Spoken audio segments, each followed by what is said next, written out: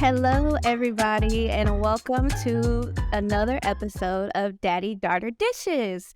I am your host, Kiara, and with me I have my co-host, BJ Nelson, aka La- Hot Pocket. Hot Pockets. We got my daddy here. He is the daddy of Daddy Daughter Dishes, and I am the daughter of Daddy Daughter Dishes. If you're new here, welcome. We just have some candid conversations about love, growth, funny stories, lessons learned, and everything in between. We tend to hop around a lot, so stick with us, and you'll be sure to enjoy. We promise that. Hey, we are best with 3D does. Daddy Yep. Daughter Dishes 3D. Daddy has coined this term 3D, and I'm kind of rocking with it. It's beautiful. It fits. It is. I And mean, it fits. I'm talking about whipping the cream, Whipping the cream. 3D. And I did another one on the last episode, the one that dropped today. There's Cock Shock. Yeah, that's the one. That's the one we got from Gator Jones. Yeah, come on, get your cock shocked around here. If this your first episode, we go back and listen to the other ones so you can warm up first. Because we be clowning on here sometimes. Get up to speed. You gotta get up to speed. Yes. But welcome to another episode, Dad. We are on our 5th episode, dude. Hey, it's a milestone for us. A small milestone, but a milestone nonetheless. Hey, all milestones are big milestones to me. It's not the destination, it's the journey. It's the journey. We talked about that a little bit. I don't know what our destination is, but I'm enjoying the journey. We just winging it. Hey, we ain't got no GPS. We just got the paper maps. We going with the flow. Yeah, we got the road atlas. Exactly. A lot of y'all don't even know what a road atlas is. Don't get us started, because I could go all get day. Because I got one in the truck right now. I keep. Of course you do. You're a truck driver at heart. So, Daddy, how was your week? How has your week been since the last time we recorded? How you doing, man? How you doing? I'm doing well. This week, work hasn't been too strenuous. What we do over the weekend? We went to my uncle's, Uncle Owen, Captain, a.k.a. Captain. Shout out to Captain. His 79th birthday was on March 4th. Oh, wow. So we, me and my siblings, all the siblings came up. Well, Uncle Bob, TT Squeaky, Uncle Dave, and myself made it up. TT Fee and TT Shalise, they live out of town, so they weren't able to make it. They acceptable distance away. We went to the birthday party my cousin Tasha hosted for her dad, and it was good. We saw some old faces that, we grew up on the farm with, and we had a good time. It was a good time. It's good. If you guys, Uncle Lone is Fari's brother. Yes. We mentioned Fari, that's my dad's dad. We mentioned him we mentioned him in quite a few episodes, but he passed away in 2021. So Uncle Lone is the patriarch of the Nelson family. He is that guy right now, and still looking good as ever. He's we went to celebrate him. Yeah, he was happy to see us. He's getting older. He got a few health issues going on, but he was in good spirits. He recognized me. It was funny. He thought Gator Jones was me, but he knew I was me. It was kind of funny. He said, BJ? BJ? No. Who? It was a good time. I thought you was going to say he thought Pud was Uncle Dave. No, money one time is you can't. Only person they get him confused with is me. I know, that's what I thought you was. Yeah, that's what I thought you was getting at. But that was good. Me and Money twins 4 years apart is what I tell people. Yeah, y'all. Some of them pictures, I still had to do double takes, even though y'all have very distinguished facial features. I still be like, That's my daddy. That's my daddy. Yeah. I think. You ain't gotta think that hard. And you got to see all I need to see is that. So How that about was you? it. That was all you. That was all you had this week. Let me see. Well, there's another. We talked about, we discussed this job thing, on a couple of episodes. And the last update I had, officially turned down the job. So they called back and said, they asked me a question. They said, we need to know what it would take for you to come over. So you told them what it was going to take? I told them what it was going to take, and I am currently waiting to hear back from them. Oh, snap. Yeah. Look at you. Wait, I think I got a clapping thing. I got some. Hey, look here, we got a studio audience. Thank you. Thank you. That is quite the update. Yeah.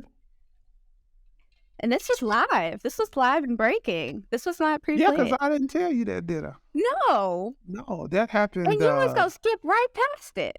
That happened. It was last Friday when I talked to him last. When I told him what I wanted, what it would take. So was it them two things that we had basically talked about as far as like long term? Yeah, and that money went up a little bit. Yeah. I got you. You better stand up for yourself and speak up for yourself. That's what I'm talking about. Yes. So we're waiting on the counter or the word back from what it's gonna take for me to come over. So we'll see. I'll keep you guys updated. Let me ask you: Did you shoot high for the numbers, hoping that they would come back right where you wanted it?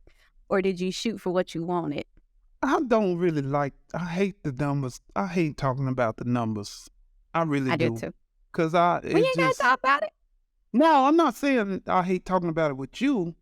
That part is unnerving to me. It makes me nervous because my attitude about any job, any job, is that they can never pay me what I'm worth.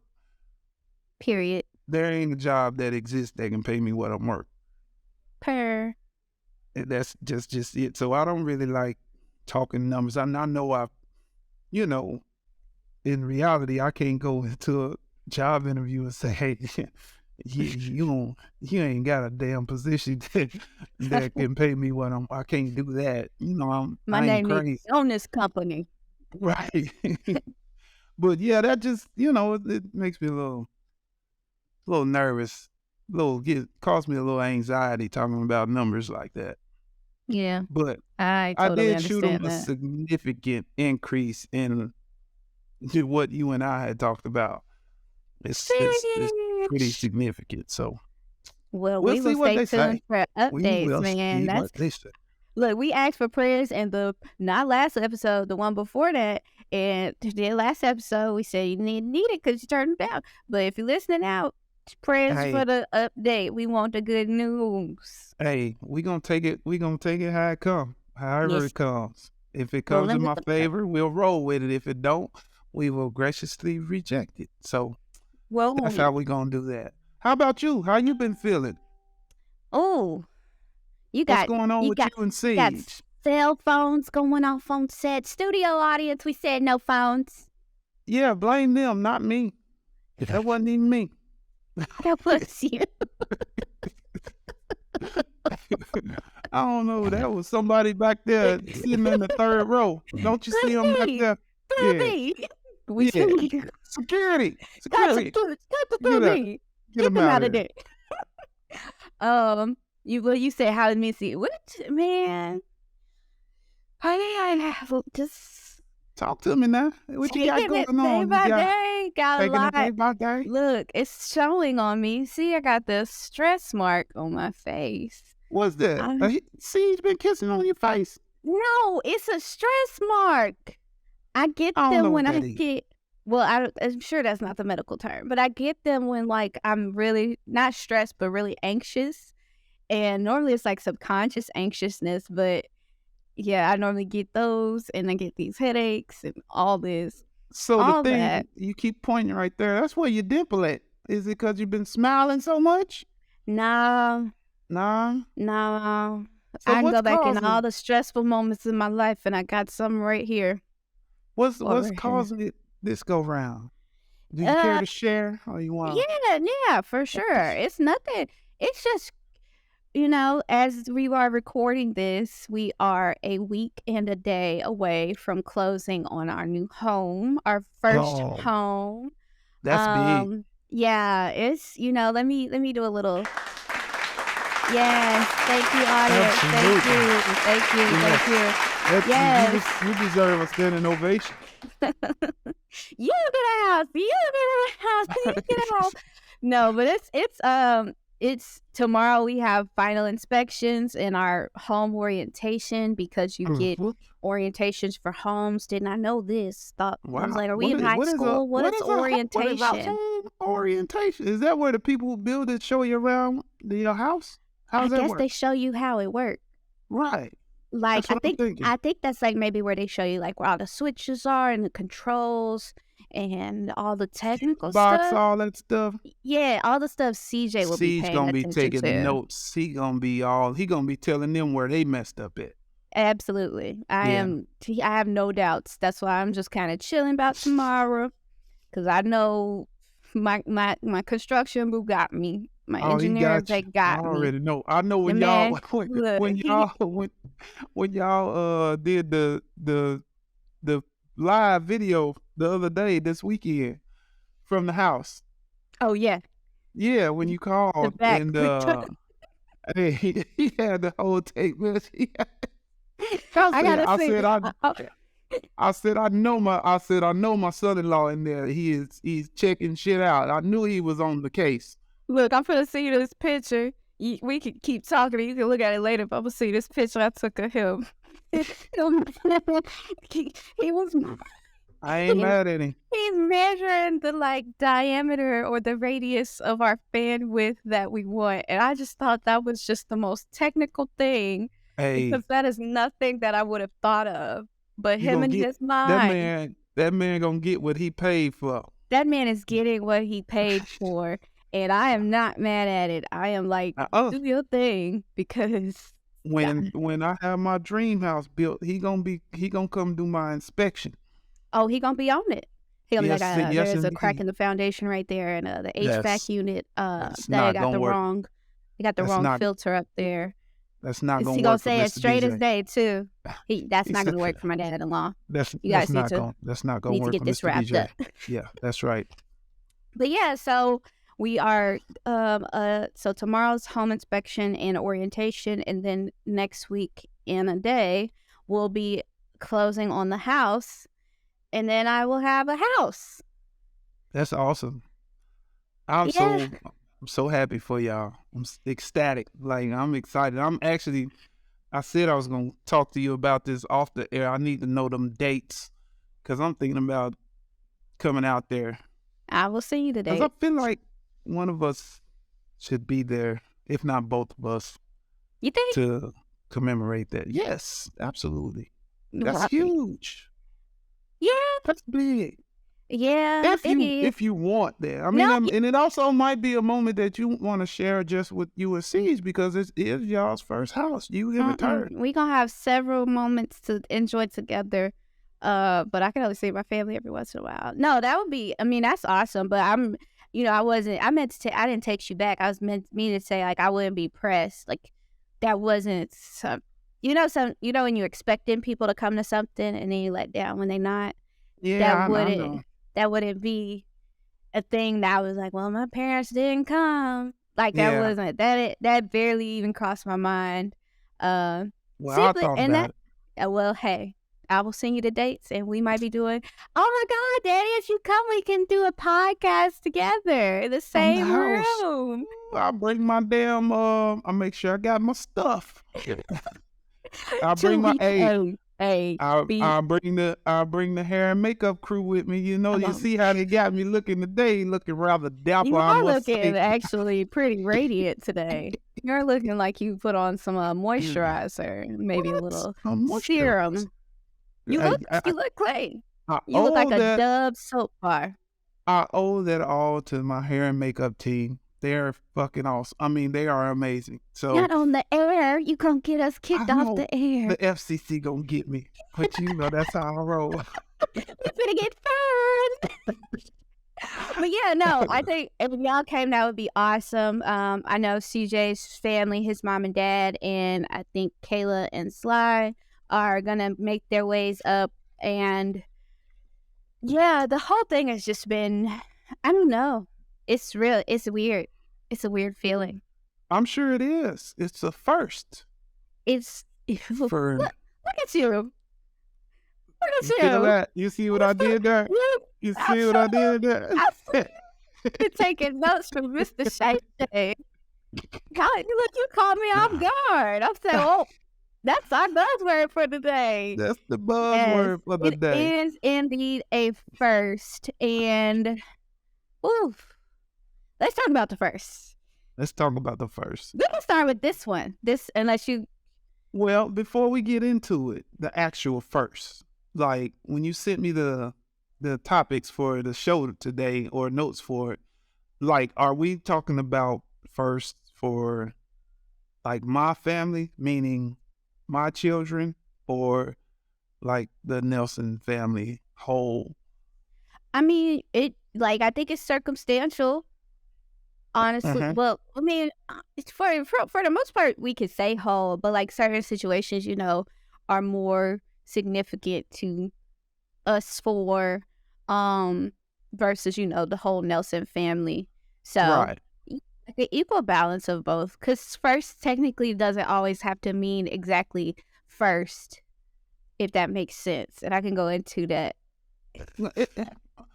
Elaborate on that a skosh. Okay, so first, I could have graduated first from college on mom's side and have someone on your side who already graduated, but that accomplishment still feels equal as if I was the first on both. I might not be putting it in the right words, but it's like, the first is more so like a symbol instead of like a status. Let's just say significant. We can say the significance. Yeah, it's a significant event that hasn't readily been recognized, throughout the family. It's not something that's in the status quo of the fam. Right. It's not a regular occurrence. No. Stick to the stuff you know. That was a High School Musical song called Status Quo. Oh, well, you threw me off there. I thought you had some music playing in the background. Oh, you saying I can sing? I ain't saying you can't. I can hold a little something. Okay, sorry. But yes, the significance. I got you. So, yeah, we can start with the most significant. Let's jump into it. Yeah, let's jump into it. I'm following you tonight because these are kind of like your, let's call them accomplishments up to this point in your journey in this thing we call life. So let's go. Is this gonna sound like I'm like bragging? Who gives a damn? Let's roll. Okay, all right. I'll tell you if you're bragging or not. That is the daddy authority. He put his foot down, y'all. So here I go. Okay, so first thing is the house, of course. First to own a house. No, first not to really. Build a house. That I'm aware of. First to have a house built. First have a house built. From the dirt up. I think mommy gonna hear that. Say, what? What? She had people say from the ground up. She be like, what else they gonna build it? That's why I say from the dirt up, because I know people get triggered. Some people get triggered when they hear from the ground up. I can hear her now. But yeah, from the dirt, it's for me, instead of more like a first, it's more like realizing that it's something that like an experience I never really had. Like as a child, I feel like Like I'm you, yelling. there's no point of reference Yeah, there's and how it nothing. should feel, or even like the whole process. So help me out. Take me through some of the steps Right. that you and Siege had to go through in this whole having a house built from the dirt up process.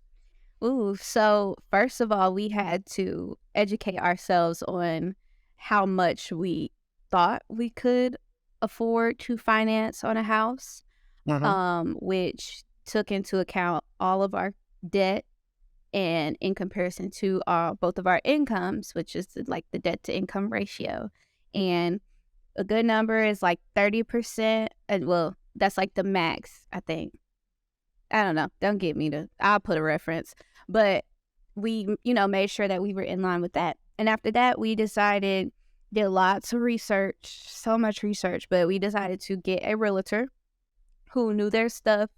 And I made the decision to find one who had specialized in new build homes and and I wanted a black realtor. Shout out to Gerald, because Gerald has been freaking amazing, dude.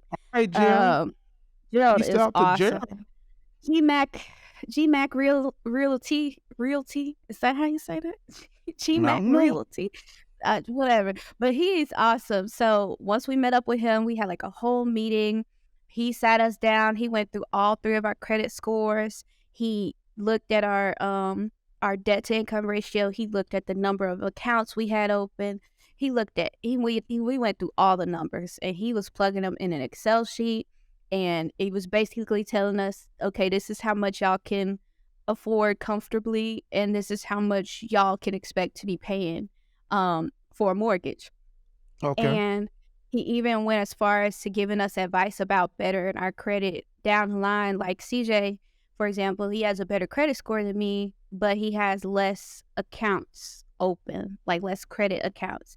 And Gerald was saying, maybe open up one or two more cards to increase your total credit limit and your number, Yeah. showing that you doing this adult thing the way that the Right. government says you should do it, or whoever, all the creditors. And that in itself was, for one, That sounds overwhelming. exhausting to me. Listen, it was, I remember that day. I think I have video footage from that day because I think I was vlogging, but it was an exhausting day because, one, I didn't like talking numbers. Then Right. I didn't have a comfortable amount of credit card debt that I did not like talking about. It wasn't terrible, but it just was, I just didn't like saying it out loud. And so it was just nerve wracking because I'm thinking like, okay, did any of these decisions, are these going to affect what we can do? Like, we've been Were working you so doing a little hard. were you doing a little foreshadowing? Were you having some conversations in your head, or were you being apprehensive about having some tough conversations? Yes. Which ended up coming up anyway, just because that's how scenes work. But yeah, it was very, and that, I mean, all in the long term, it helped me get a hold of my spending or whatever. But that session was a very draining session because it was just numbers and debt and all this.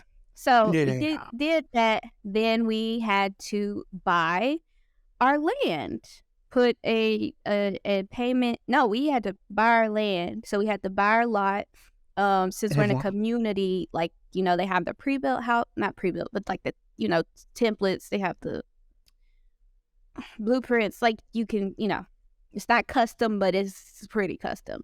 Right. Um, so in order to get that started, we had to buy our lot, and lots went anywhere from $5,000 to $20,000. And Oh, wow. I'm like, I want a nice lot, but I don't want to pay $20,000.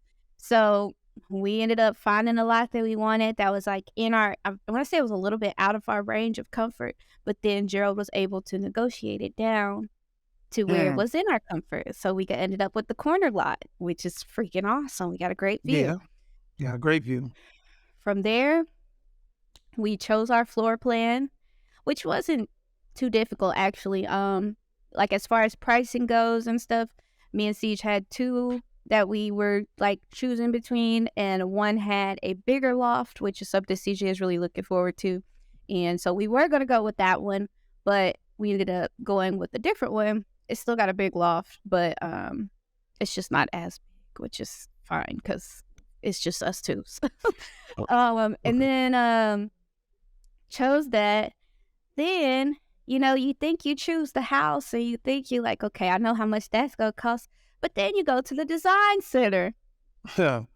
And at the design center, they have all these beautiful looking things. And everything is tier 4. Nothing is tier 1 or tier 2. Everything's, well, that'll be an additional $600. So we're sitting there, we're like, okay, we only want to spend like the average I think that you spend is like $20,000, and so if you go over that, you have to pay something on spot. And so we're like trying to make these sound decisions without hurting our pockets, Right. and trying to make sure that we put the right investments into things that'll matter most. Because we really went into this thinking, this is our house, but eventually we're gonna sell this house. So what things do we need to put in this house to make sure that The resale value is going to be there when you get ready to sell. exactly. So with that being said, we invested in the kitchen, the master bedroom, and I got the screen porch with the garden door. Like some of those decisions were made, and they were pricey, but we knew long term that it was going to be a great. See it as an investment, nothing crazy as an expense. So let me ask you this. Yeah. To kind of break it up a little bit, what did you get any kind of along this whole journey, this process? Did you get any sound advice from like anybody that kind of stood out throughout the whole process? I remember when I came out for Father's Day weekend, we was talking about house or whatever. You said Mr. Chris and Miss Fonda gave y'all some very good advice. Yeah, shout out to my man, because they have experienced a lot of life, and they have made a lot of mistakes, and they are open to telling us about it. Let them tell the story. I'm sure I'm gonna not get it all right, but like they bought their first house and they didn't even have a dollar with them. Right. The lady was like, I'll, you give me $1 down payment or whatever, and they didn't even have $1, so she gave them $1, and then they gave it back to her, and so they just pretty much broke it down for us. Like, these are the things we would have done differently had we had the chance. CJ's mom is on us about, making sure, we look at certain things in our loan terms and our amortization schedules, all these big words. And, taking care of our lot. And Siege and his dad are talking about these construction things. So those two, they really, and then Sly and Kayla, CJ's sister and her husband, shout out to my bro-in-law, they bought a house in I can't remember, but they had a new build. And so, I was with CJ then, and so it was cool seeing them and then talking to them and hearing their experience. So it was cool hearing from seasoned people who had that experience. That experience. I'm sure that helped out a lot along the way. It definitely helped out a lot. Helped out a lot. Are there some other firsts that stick out to you in your journey that you want to kind of talk about? I would say first person to go to an HBCU. Now that, as far as I know, you are the first. Yeah, that was big for me. That was big. What fueled your fire to do such a thing? By the way, if I had an opportunity to go back and go to attend an HBCU, I probably would have still gone to Martin, but I probably would have went to grad school and went to an HBCU for grad school. What you gonna go to grad school for? Hell, nothing. I didn't go. I'm just saying. What they say, if this was a fence, we'd all be messed up. But yeah, what fueled that? I got a pretty good idea, but our listening audience may want to. I would say, first person to go to an HBCU. Yeah, that was big for me. That was big for me. What fueled your fire to do such a thing? By the way, if I had an opportunity to go back and go to attend an HBCU, I probably would have still gone to Martin, but I probably would have went to grad school and went to an HBCU for grad school. What you gonna go to grad school for? understand more about Key. Key. Key grew up in Southern Illinois, and they are, great, great community.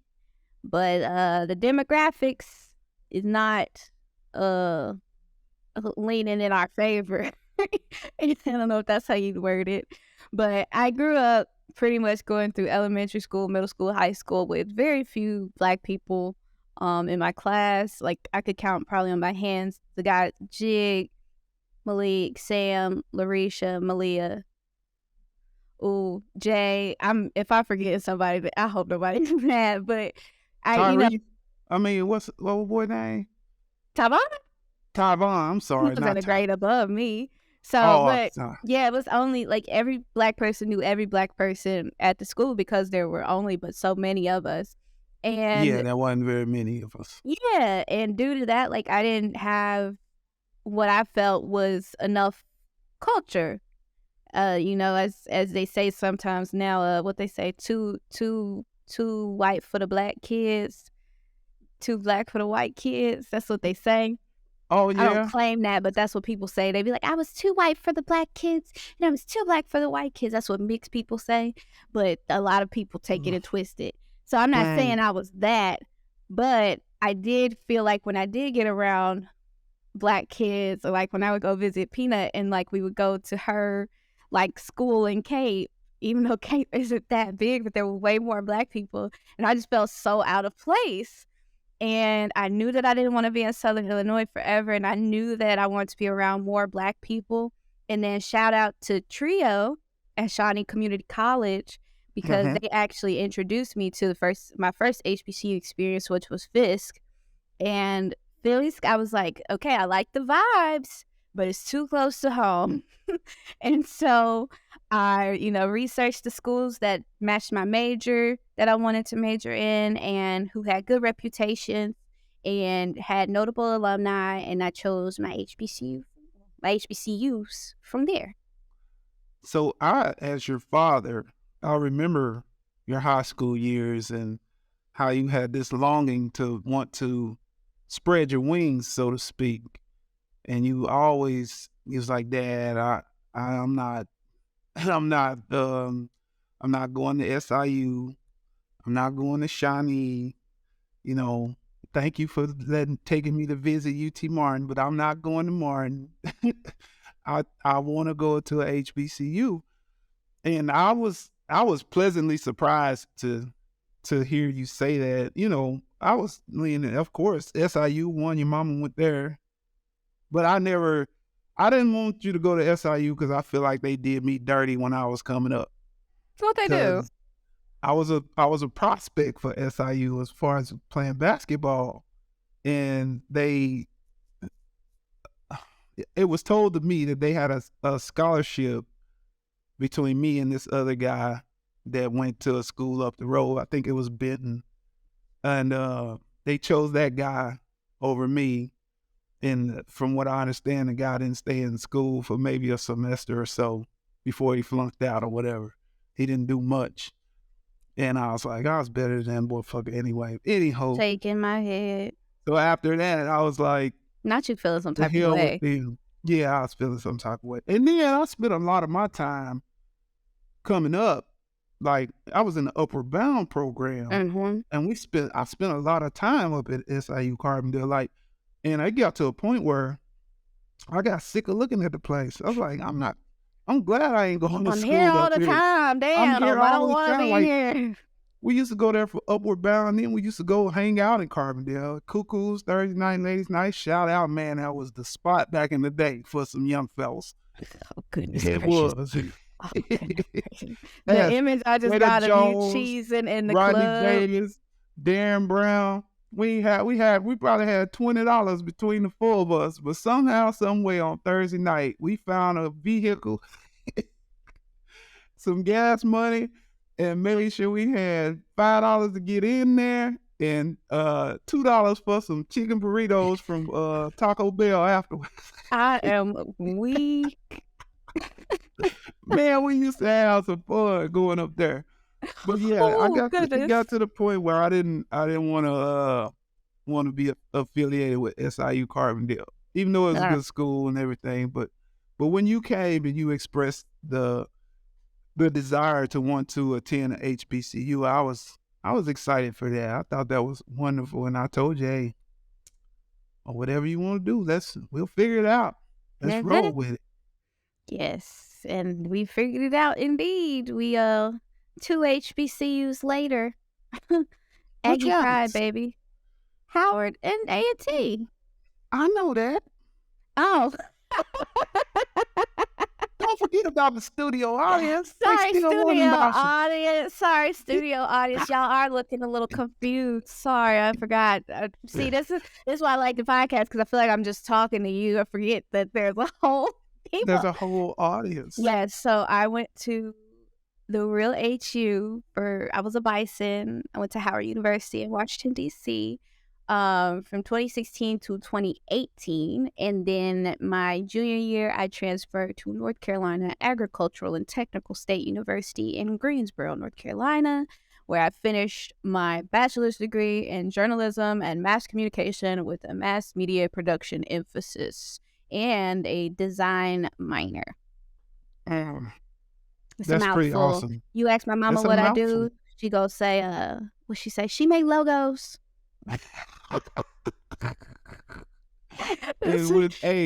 And when somebody asks me what you do, I say, shit, you gotta ask her, because she worked for the Invisalign, but she don't. She worked for the Invisalign. That's what I tell her. And she got a side hustle, man. She be doing all kinds of stuff. I'll never forget, mommy had called me one day. She was like, "What do you do?" I was like, "What's your major?" And she's like, "I've been telling people it was," I can't remember what she said, but it was not right. And I was like, "What do you think I'm here for?" Yeah. If y'all didn't do nothing, y'all was going to support and tell somebody I was out there doing something. Absolutely. No doubt. No doubt. So let me ask you this. What has been can you identify like your most consistent or most significant motivation in your journey to go to an HBCU, other than the fact that you wanted to get some culture in your life? You know, that could have been the main thing. As cheesy as it sounds, it was a different world. Hey, that's not cheesy. There's a lot of black kids that went to HBCU because of A Different World. I didn't realize what the hell I was looking at when A Different World was on TV. Or I probably would have. It aged well. Yeah. Well, you know, despite the obvious. It aged well. And it's weird because I feel like it was a subliminal influence, because it wasn't just A Different World, but it was seeing the representation on like Living Single and Martin when they would have on these college apparel, and I'm like, okay, I'm not familiar with that school. Bill Cosby used to wear those sweaters and stuff and representing different schools and whatnot. And then Martin and Queen Latifah stayed with a Howard or a North Carolina. Queen Latifah had this vintage A&T one. I want to get my hands on that. I would pay some good money for that. But it's just, you know, seeing those symbols and knowing what they meant to the culture.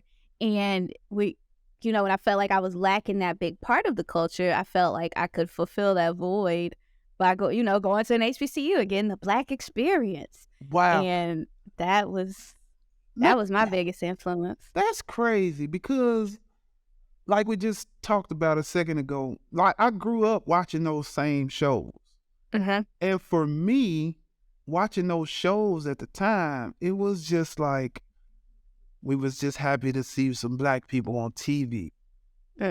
Wasn't really getting the message that was being sent. It was just like, at the time, we only had like 4, 3, 6, 12, 23 channels at the house at the time. So it wasn't like we had a huge array of TV to choose from. Yeah, there wasn't a whole lot to choose from. And it definitely wasn't a whole lot to choose from to show people that look like us. So when the Cosby Show came on, and, Bill Cosby, if I can find some Cosby Show clips today to look at, I'm watching them. Good. Because the material was good. Claire Huxtable chewed. That lady, Wasn't it Denise? What scene is that when she chewed? Vanessa. Vanessa. Vanessa, and Vanessa, I think about the kids. Vanessa played that disruptive child. She played that role to a T, and I don't think she gets the credit that she's due. Flowers. Yeah, that for playing that role the way she did, because she was taking them through that. Boy, she was taking them through it, and I was like, and then Rudy, Keisha Knightpool, man, they those kids, that was excellence, and we didn't even understand. Like, I'm about to be 50, and I'm just now really understanding what they meant to the culture. Like, and I don't even think. Oh, sorry. Go ahead. And then when Different World came on, like I said, it was just a continuation. Not different. Yeah, when Different World came on, it was just a continuation of, you The know, Cosby Show. It's some black kids in college. We didn't even really focus on the fact that it was an all black college. We was just happy to see some, as far as me. Now, I can't speak for everybody, because I'm sitting here thinking as we having this conversation, there's been a couple others since that have gone to HBCUs. But when I was coming up at Century, I knew of one guy that ended up going to Jackson State University. I think that was Quentin Norris.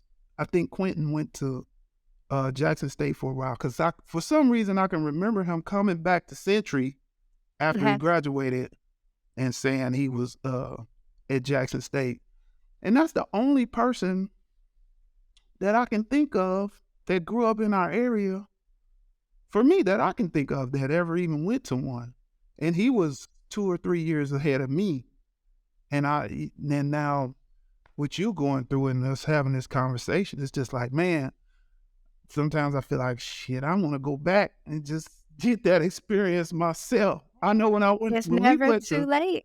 When we went to Howard for that visit, yeah, y'all was so, boy, that was amazing. They definitely put on a show. They put on a show, and then they put on a facade.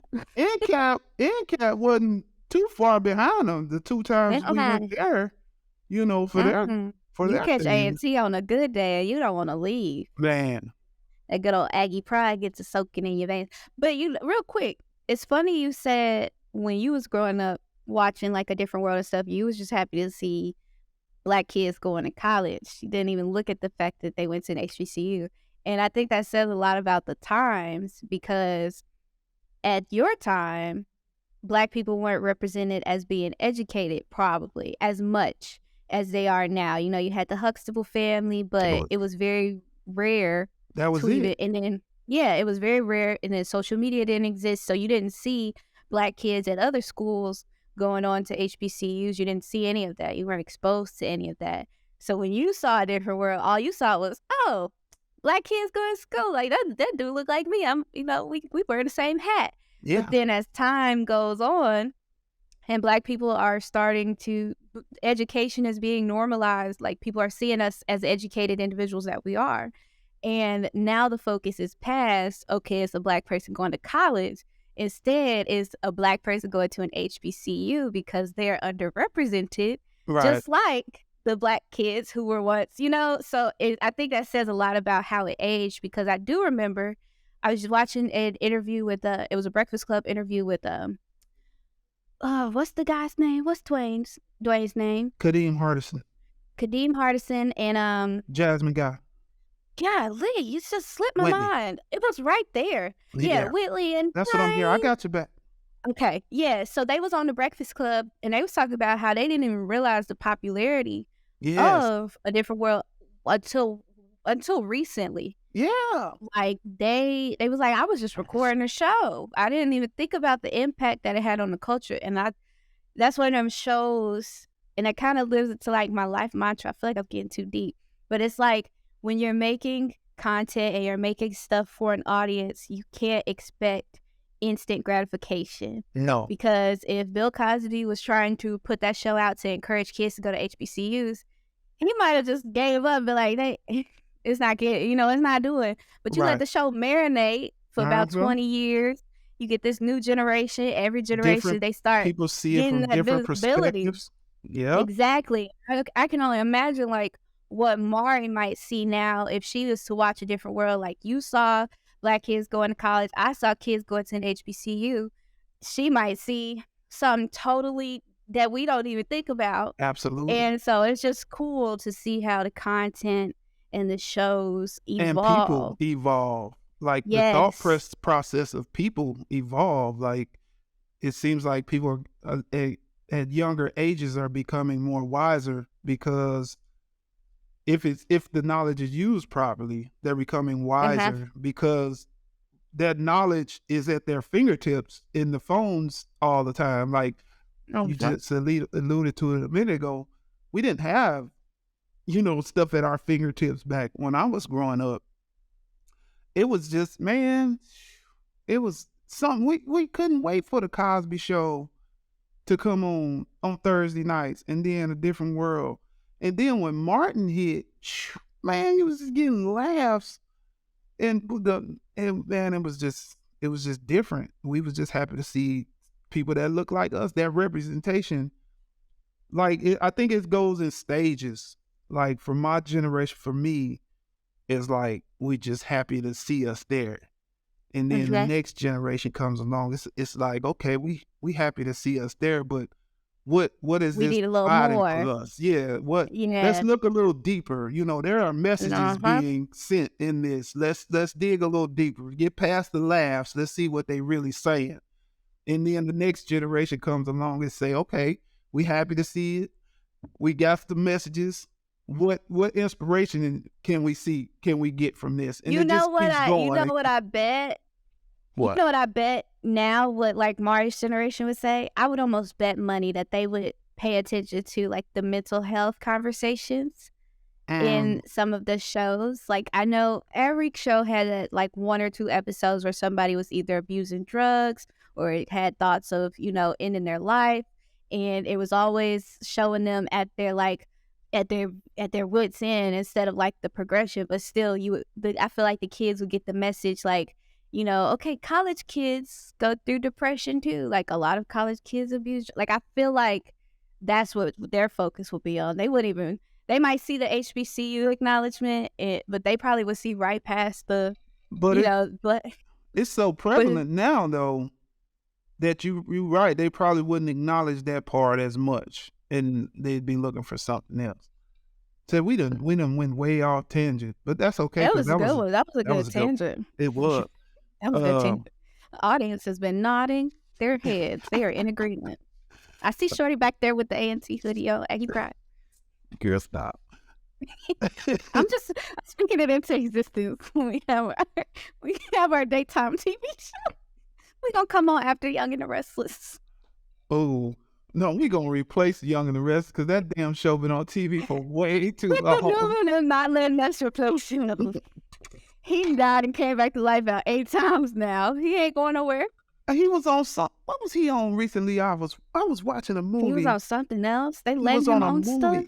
He was in a movie. Victor Newman? Yes. I don't even know his real name. I'm trying to think of what he was he just sat at a bar the whole time though. It was like he was sitting there reading it was like a gangster movie. I'll forget what the heck I was watching. Come on, Victor. I could see him as a mob boss. Absolutely. Yeah. That's what he was. He was in the Young and the Restless. Like, yeah. Ain't nobody crazy. He looked like a whole Italian. Yeah, but shout out to the girl with the A&T hoodie on. What was you finna say though?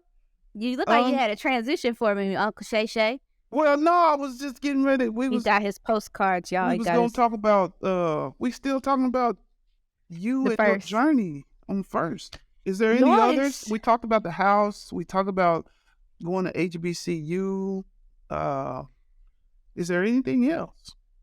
Getting married, having a wedding. As far as our close family, Having an actual wedding. Having an actual wedding. And not saying that weddings, are more like you aren't really married if you don't have a wedding, but it's a big thing. It's the experience of having a wedding because that takes planning and you gotta financial preparation. We talked about the whole Zoom presentation before in the previous episode and how all that came to fruition. So yeah, I mean that's huge. Those are huge accomplishments. That's nothing new. Yeah, Nothing and for wrong. me, that one, I'll brag on that one because it wasn't even a for me, like, while it was a personal accomplishment, of course, to, marry the person that I wanna be with, it was cool I saw it as an accomplishment for my family, like the Nelson family too, because it was just cool to see us all in one location, like, celebrating, the unity of me and CJ, and it's like, even, like, it wasn't the fact that the attention was on me, it was the fact that all my family was together. Like we talked about in previous episodes, family means a lot to me. Absolutely. So, having all my family members come from Illinois to North Carolina and everywhere else to North Carolina to spend a weekend just loving us, it was an accomplishment in itself because it's like, man, this is good love. That's Like, and good then the love. blending of the families and everybody got along. Like, it was not the Tyler Perry movie plot you would expect. There No, was and no drama well, whatsoever. I will take a little credit for that because I didn't make Absolutely. me and your mama. We didn't make no bones about expressing the fact that there would be no bullshit that weekend from anybody Didn't because y'all say that to each other too? and we said it to each other too. Like, ain't nothing going down that's gonna take the shine off of Kiara and CJ for their day. This is their day. This ain't about me. This ain't about you. This ain't about nobody else. So if you come uh with some bullshit on your mind, you ain't might as well stay at home. Need And the we had Jack. designated bouncers. Coming back. We had designated bouncers. Shout out to Kim Yeah. Jones. Kim Jones and her tasers. She was ready too. Yeah, I know she was. Hell, Kimmy, I know she was. she was ready. Thank God she didn't have to pull that Memphis out, boy, cause Oh, yeah. man, ain't nobody ready. Between her and my mother-in-law and my Yeah, cause father-in-law, they probably would have went that. They would have went. I know they had some words for some families too. But they saw it. It was like, don't y'all come here if it ain't about the love and the positivity. All right, yeah, come here with all the other stuff. It's y'all not about y'all you. y'all were well protected. Y'all were well Yes, protected that weekend. loved by God and loved by everybody else. Felt all the love. But yeah, that was a big accomplishment. But that, like I said, that one I like to brag on because that was a good family. Like when I think about the moments that I really enjoyed most from the wedding, it involved my family, whether blood family or like my friends' family. But all the dancing and stuff and all the laughter and stuff. It all includes not just me and CJ. So Yeah, that was big for me. that win was. I mean, that we talked about before. That win was just amazing. Not the I'll have to venue. upload some footage. I'll have to upload the video. I might Yeah, upload the some of video the to the pictures channel. from the photo booth, just some random Uh-huh. pictures. That would be awesome, man. It was a good time. So, is there anything else you wanted to discuss when you started talking about first, or is this something you want to ask me regarding this topic? I will say, how have you felt like as a parent supporting a child through these firsts?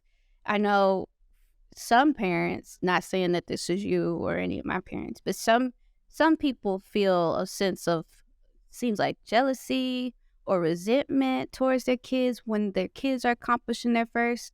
But then some parents see it as, that's a sign that I did a pretty good job because they were able to do something that I wasn't. So I mean, I know how you supported me, but the audience would like to know. I just wanted to be the best father that I could be for you, and I want to be the best father I can be for Mark, regardless of what that means. If that means me supporting y'all financially, emotionally, whatever, I just want to show up for you all in whatever space y'all need me. And that drives me to tell y'all, I don't care what y'all want to do. Just make sure, follow your heart, search your heart, and make sure that you're doing whatever you want to do. Because if you come to me and you tell me, Dad, this is what I want to do, as long as God give me breath, I'm going to do whatever I can to support you. And I mean that for both of y'all, like for her and for you both. And I feel like I've done a pretty good job of that with you. and I'll continue to do so because you ain't gonna never stop being my daughter, even though you got a whole husband out here A whole husband. who You takes just care got a of new you. son, so Yeah, who supports you and takes care of you just as well, if not better, than I do. And that's why I say I love him so much, because like I say, I couldn't pick the better husband for you. It makes it, man. It What was the question again? I done got off and you about to how have hit you me over felt here as a choked up. I see your eyes look a little hazy. Yeah, man. You be How talking you about. feel as a parent supporting your child through their first? Like I'll say right off the bat, the one that comes to mind is my last year at A&T.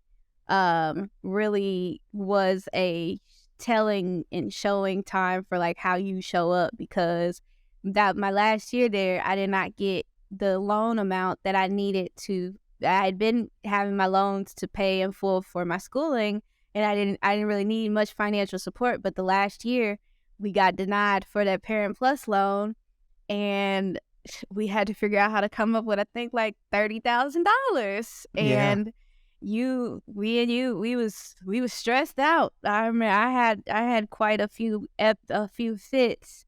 Uh, but you set up a payment plan. You was yeah. like, put my card, put a monthly amount on it. And sure enough, I mean, I graduated and I got my degree. I was like, I'm working my little school job to pay my little $500 rent, but tuition's on my daddy, because I ain't had no refund. Man, I was hurting. And that sucked, because that happened to me when I was in school. Like, kids get Pell Grants and stuff. Like, my parents didn't have no money growing up. I guess on paper they must have been loaded, because Listen, every time I used to hate when that time came, because thank God for scholarships. Thank God for basketball, because thank God for your athletic ability. yeah, because them kids used to get the money and be, go buy them some clothes and stuff, just be tricking all money. And I'm sitting over here like, my mama working the goddamn swing shift. My daddy work when he feel like he want to work. How the hell I don't get none of it? Oh boy, that used to drive me crazy. And I'm looking at We people could do a who, whole episode about that, because I have so much to say about and that. Oh I'm my looking at God. people who I know their parents make more money than mine. Look, you like, what y'all writing off? Yeah, Where how y'all money going? we're filling out y'all paperwork. So y'all laundering money through. What cleaners y'all cut y'all money going through? Man, I'm telling you, that used to drive me so crazy. But look, did that feel well? I can't even ask you that, because I was in the same situation. I was supposed to say, did that fuel your fire to help us with like our education and opportunities? But you became a lineman, and all the underfunded opportunities went out the window for me. yeah, Couldn't do no up or down. Could barely no, do trio. I'm like, yeah, y'all, my daddy got money, but I do not have the money. your daddy was like a bad business. He generated money, but he didn't have no money.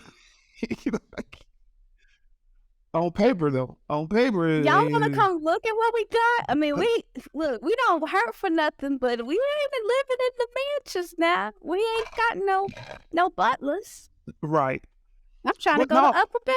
my main motivation was I didn't want y'all to have to experience what I had to experience sometimes. Like, if God didn't bless me with the talent to play basketball and the smarts, because I wasn't no dummy in school. Like, I mean, I was pretty smart as far as grades go.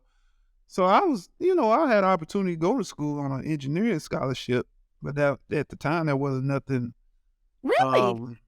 Yeah, I mean, I was encouraged to. So when I took the ACT, I only took it once. So to qualify for a full ride scholarship on basketball, you only needed like a 19 or 17 or something at the time. So I took it. You was in there like swimwear. Yeah, it's the first time I scored a 23.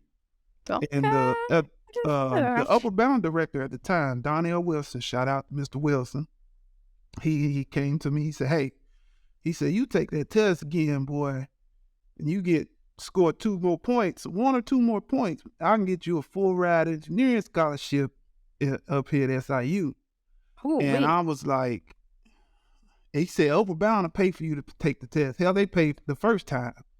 Shout out to Upward Bound. Shout out to Upward Bound. They provided some opportunities at a young age. We're going to have to go into more details about that one. Yeah. In another episode. Shout out to Upward Bound. That was a great program for me. But I decided not. I had the 23 and I had colleges, knocking at the door, so to speak. So I knew I was going somewhere. It was going to be, I would have went to SEMO, but they wanted me to sign early, and I didn't, want to sign early, but ended up going to JUCO for a year, stay close to home with mama having cancer and all that stuff, and then went off to Martin. Didn't want to get too far again because of the cancer stuff. I wanted to be rather close, but at the same time, I wanted to get away. So that was a little independent. That was a good fit. And back to Upward Bound, we used to go on trips in the summertime, and they took us to HBCUs to visit. Like, we went down south. And that's why I wanted to go. I wanted to be at Upward Bound so bad. I wanted the HBCU exposure. Jackson. Alcorn. Where we go? We went to TSU. Then we went down, I think it was... Grambling? No, I didn't go on the Grambling trip. I think we went down to somewhere in Alabama. Alabama A&M? Oh, then we went to Atlanta. We went like Clark, Morehouse, Spelman. Yeah. Shout out to with Atlanta the Martin Luther King house, that all down through there. Mm-hmm. That was fun. Beautiful and campus. At the same time, at that age, I didn't have a clue what was going on, and I pretty much I ain't gonna say it was wasted, because I still got friendships from my Upward Bound days that last to today. But as far as taking advantage of those opportunities, I might have dropped the ball on that part. You didn't drop the ball. Your main goal, your outcome didn't have to be going to HBCU for that to have been a successful. You invested your time and your friendships and stuff. So you got something out of that. You didn't drop the ball. I did. Yeah, I did. You didn't drop the ball. Because if you would have went to an HBCU, then I wouldn't be able to talk about my first. That's true. That's true. And I might not have finished school if I'd have went to the HBCU, because you know the crazy part, one of the things they used to talk about, I ain't gonna say they used to talk about, one of the things the little knucklehead boys used to always ask was, what's the ratio of girls to boys at these colleges? And they used to say Bound, when y'all was at Upward Bound? Yes. And they used to say those ratios, and little dudes we would like, like, we pick your mouth up. I'm coming here. They got the balance. None of us would know it. I remember Howard Dees used to joke that boys was getting passed around because it was like 3 times more girls than the guys. It's like, oh, you mess with him, the whole floor, minus me because I was with Siege. Didn't mess with him. Oh, Lord. But you couldn't even do anything about it. That's wild. Yeah. Oh, I was gonna say something. I lost it. It was right there. We was talking about Upward Bound, and you said y'all went on the trips. Mm-hmm. Oh my gosh! And you lost your thought. It was right. Come back. You know when you feel it leaving and you can't grab it? That's the worst feeling. You know when it's gonna come to you? Yeah, I'm be laying in the bed in the middle of the night. Or on your drive to work in the morning. And you know what I'm gonna do? Because, hey y'all, here's a real quick input. I figured out my thoughts. It is 4 days past recording, but this is what I meant to say. I'm gonna put it right where I meant to put it too. But yeah, that was I forgot how we got here. Oh, you supporting us. I never have answered that question. I mean, in a roundabout way. I just wanted to, like I said, I didn't want y'all to have to experience some of the stuff that I experienced growing up, as far as like support from, not to say my parents didn't support me. I think my parents supported me with the best they could with what they had. They did the best they could with the best they had. So I wanted to take that to another level. I never wanted whatever success you got going on in life, or whatever success Mari ended up having going on in life. It's not about me. It's never about me. I want you guys to figure out what your passion is, what your heart's desire is. The only thing, and we talked about this on a previous episode, that I'm going to stress is, hey, nobody going to give you shit. You got to go out there and you got to work.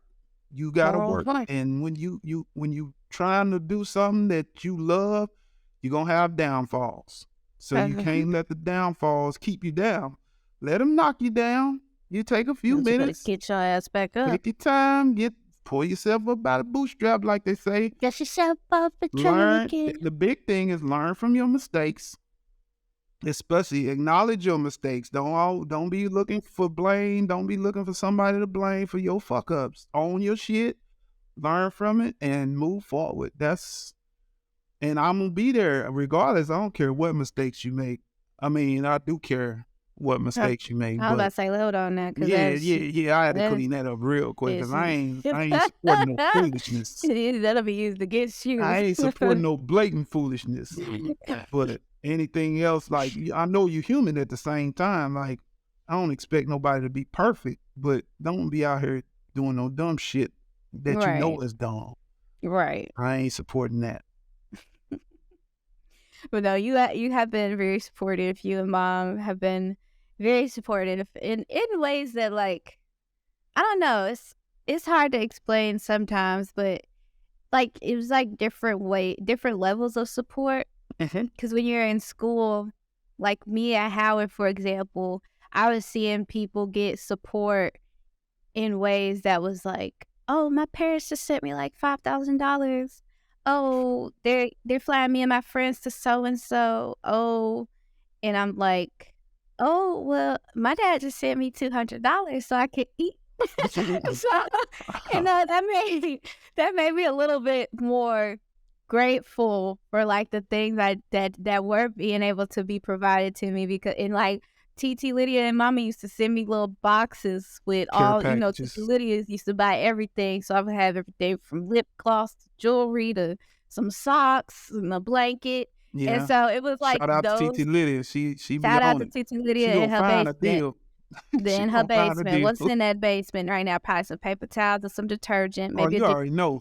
She stocked up for Armageddon. Look, her great grandkids gonna have paper towels they ain't got to pay for. But yeah, that just those things. And I guess, I mean, I didn't know then, but that was like my love language, is receiving gifts and stuff. So it was cool to see the levels of support that I received. Like, what means the most to me on this level, somebody else might not have appreciated that. They might have been like, oh, what is this? Yeah. Where I'm like, I'm ecstatic.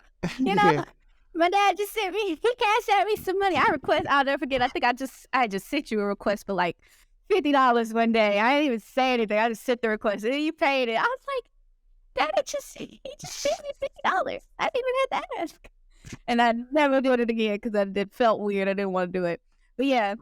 I've always tried to keep a little something on the side for you, especially when you was in school. I always try to keep something available for if you called an emergency or something, needed to fly home or anything like that. I just didn't want to be.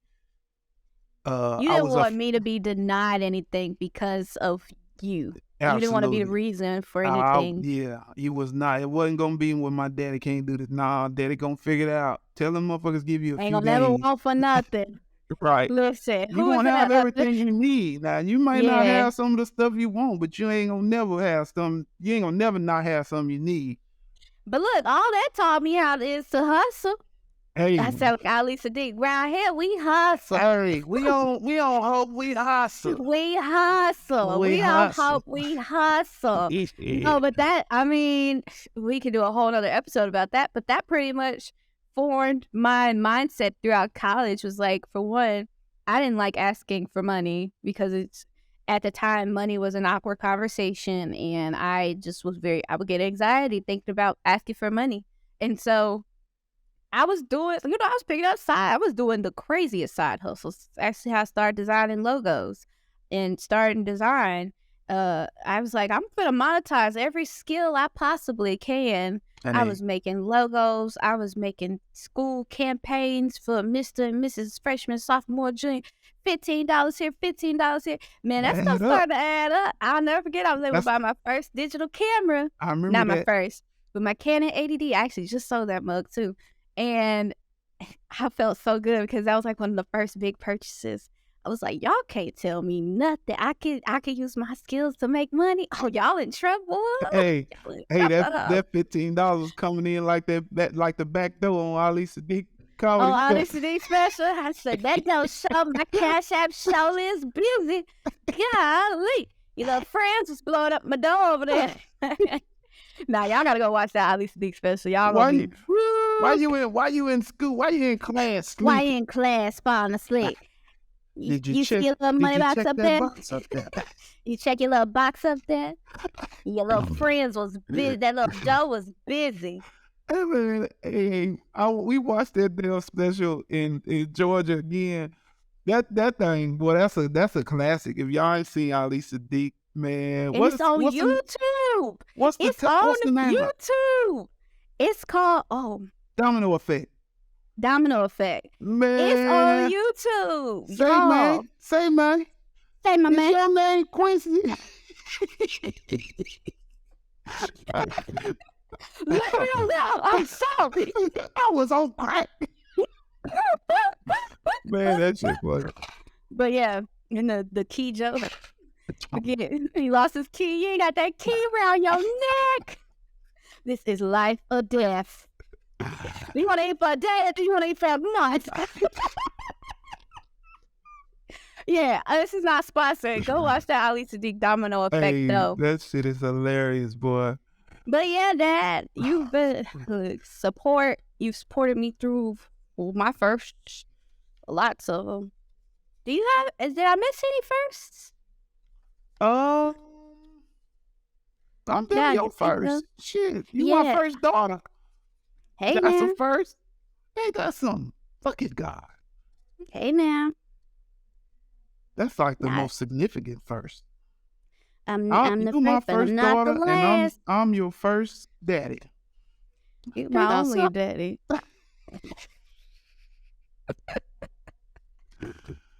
I mean, well, as such, that still makes me the first.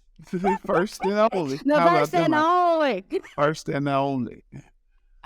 Well, you got Mr. Chris, who's my father-in-law. And you got, yeah. Act like you ain't called C's daddy once or twice. I do. I be like, come on, little daddy. No, look, I be doing my whose voice is it off of Princess and the Frog, where she, hey, Big Daddy. It's the girl talking to her dad, but I'll be saying that around the house. I'm like, Big Daddy. Oh, Lord have mercy. It's normally when I want some fruit or something. I be like, Big Daddy, can we order some DoorDash? Boy. And sure enough, I got my Nacho Supreme out there waiting on me right now. But yes, Dad, this was a great episode. Yes, absolutely. Look, I ain't gonna tell you, I almost hit you with another text. I am gonna tell you. You wasn't ready today? Man, I got this sinus headache. I don't know if you see me playing with my nose over here, but my face feels like a balloon today. That's actually why I cut the lights off.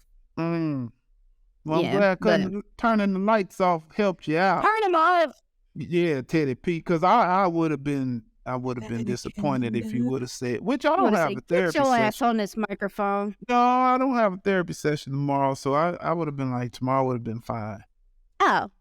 Well, I'm glad we did it because I was able to wear this cute sweater. I look like a snowman, and if you don't know what I'm talking about, it's because you're not watching, and you should watch our podcast on YouTube. Just search Daddy Daughter Dishes podcast, and it will pop up. Did there. And you did you see it? You did one, so I had to do one. Hey, that's a good flow. Because I'm not gonna be like Mr. Shay Shay who just jumps.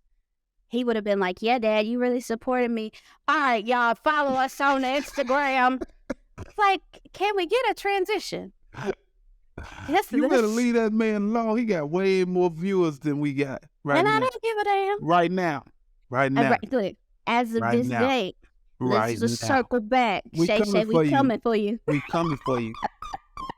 coming for you, Shay Shay. The crowd should clap for that. We coming because we coming. Look, the crowd is clapping. That's right. And I hear some laughter. It's good laughter though. And look. Yes. Shay Shay, you hear all them? You hear all them coming for you? Yeah, we're international. I'm clouded, but did you have any reviews? I know you mentioned one just a second ago. So I had one. I feel like I should be. Somebody commented on the YouTube page. Mm-hmm.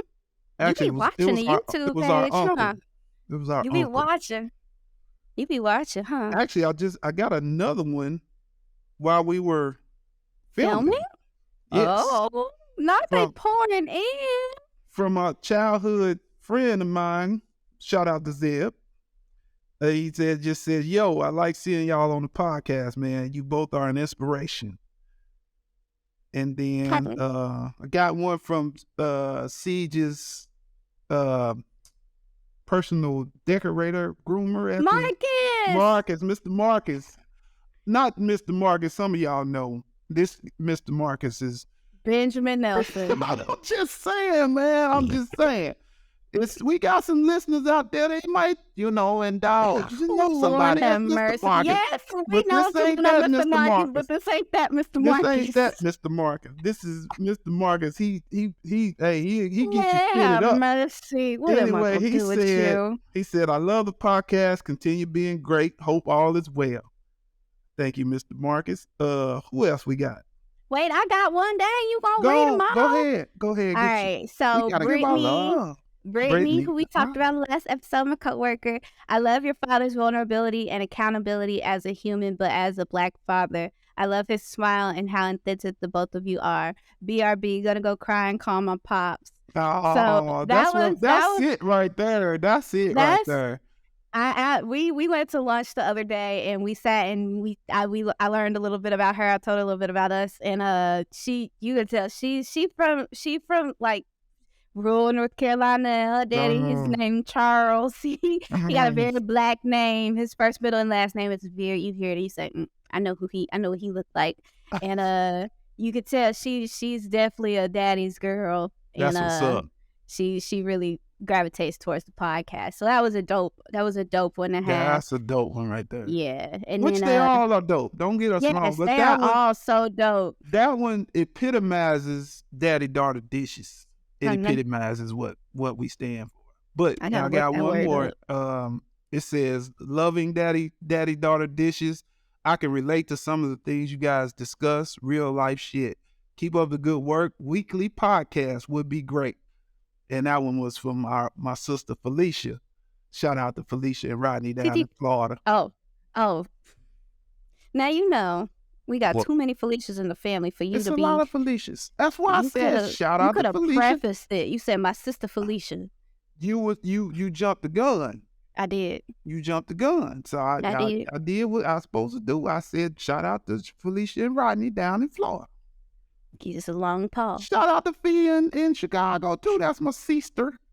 And shout out to the cuz, Felicia. And shout out to Jackson, the gambling trucker. She be hitting them casinos up, boy. I'm gonna give her some money one day. She gonna hook a brother up. She be giving them a run for it, don't she? Yeah. What else you got? Those are all the ones I got for this week. Yeah, those are all the reviews I have today. But we would love to read more reviews. If you guys are enjoying the podcast this far and you are a dedicated listener, go ahead, open that Apple Podcast or Spotify, wherever you can rate the podcast and give us some stars. Go ahead and give us 5 stars and write a review, because if you write a review, we'll read it on the show. Duh, shout you out. And if you want to send us an email, get in the mailbag, you can send us an email at daddydaughterDishes@gmail.com and tell us a story about how you connect to the podcast, whether it's you and your dad, you and your mom, you and your son, you and your daughter, you and yourself, you and whomever, you and your dog. If y'all chilling listening to the podcast, y'all vibing, laughing Turbs together. was on the show last week. Listen, Turbs is a dedicated listener and a viewer. He watches probably more than anybody else because of how much I watch. But yeah, you get in the mailbag, you come support, and we will definitely read it on the show. You can follow us on social medias.